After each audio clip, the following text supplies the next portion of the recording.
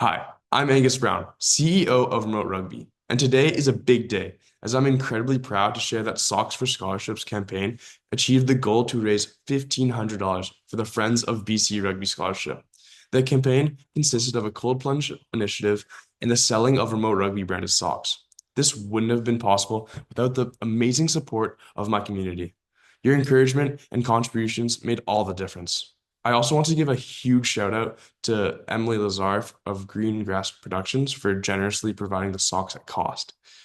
And so today, I'm excited to introduce Eddie Evans, a member of the Friends of BC Rugby Scholarship.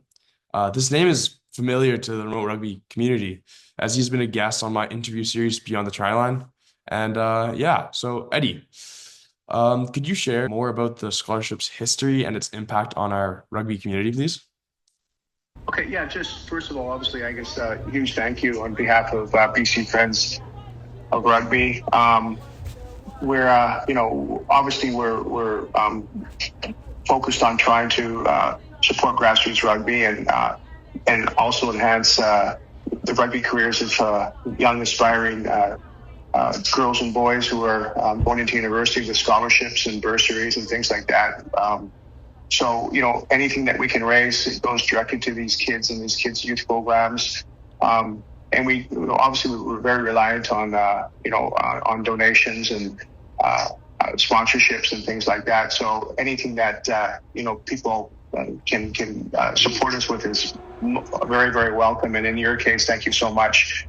As I mentioned before, it's really nice having, a young person come in and kind of get it, someone like you who wants to you've been through the rugby programs in St. George's, and you love the game obviously as your family does, and they support the game. They love the sport, and it's just we're very thankful to have you and your family behind us and understanding what we're doing.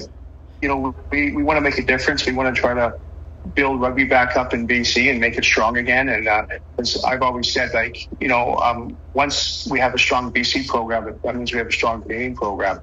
Mm-hmm. When I was playing for BC and playing for Canada, we had probably out of the 15 starters, we'd have 14 from BC. That was just the nature of rugby in Canada during that period of time. So we can get back there. We just need to support, like I say, support the youth and support grassroots, build it from the bottom up. And so that's kind of our approach. And I think a lot of people are sharing the same vision and supporting us and have been for 8 years now. We're super excited about, every year we go out to the BC High School Championships, high school championships out in Abbotsford, and we're presenting, we present 12 scholarships, six girls, 6 boys.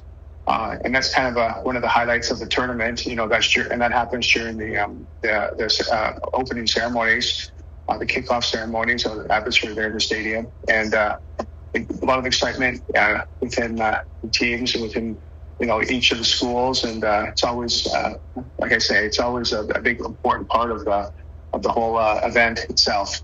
So yeah, we're just glad to be able to go out there and hand these things out to these well-deserving athletes.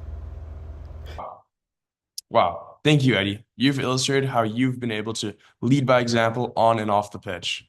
You've recognized that not everybody has access to the same opportunities. You've identified that one of the main barriers is financial. And by initiating the BC Friends of Rugby Scholarship, you're doing your part to ensure that everyone, regardless of financial means, have the opportunity to be involved in rugby and have the chance to excel. So I thank you for leading this space and inspiring me to do my part in removing the barriers to ensure rugby is accessible to everyone. I really enjoyed the process of creating the Remote Rugby fundraising campaign and was very encouraged by how many stepped up to support this initiative. So I thank you all.